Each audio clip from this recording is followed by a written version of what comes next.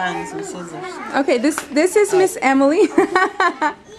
She is another one of the teachers for the special education class here at Family Cathedral of Praise, and we're just going to hear what Miss Emily thinks about churches being included in the in the helping of families with autism, so that the mothers and fathers can worship and things like that. So, Miss Emily, take it away.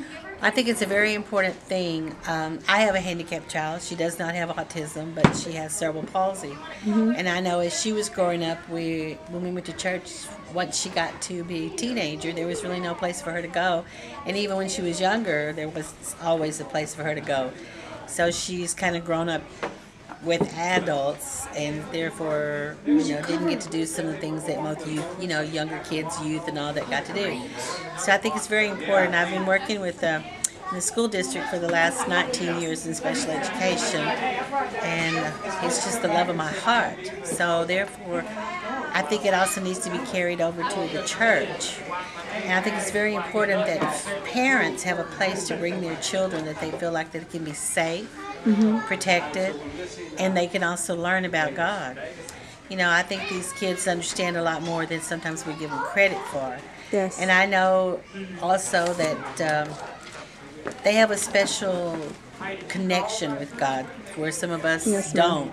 Right. I believe with all my heart that my daughter sometimes talks to angels, or angels are talking to her, because when she goes to bed at night, you can just hear her talking, and I don't know, there's no one in there. Yeah. And I've heard other parents say this, the same thing.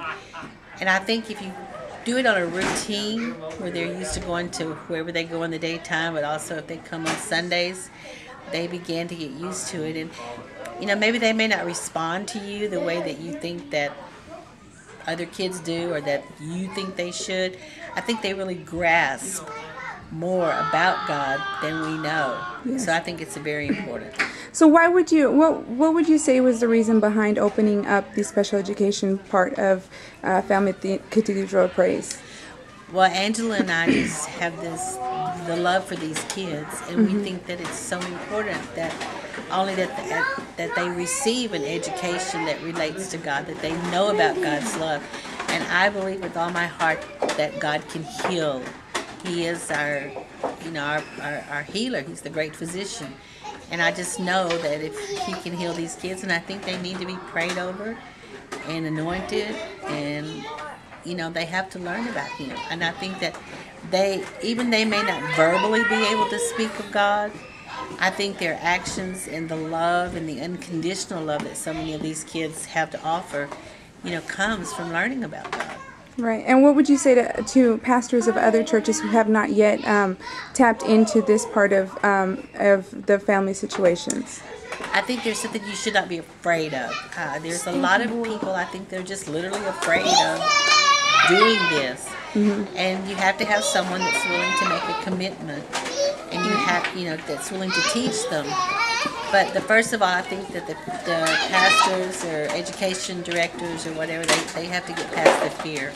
So you would say that, would you say that we're all the body of Christ, no matter what part it is? Oh, yeah. We should all be addressed. Whether we're, all of us are handicapped in some way or another. Whether we're not, totally like handicapped, we all have our problems, and we all have our faults, and we have to have God in order to be able to, get past all that. And these children they deserve the opportunity too.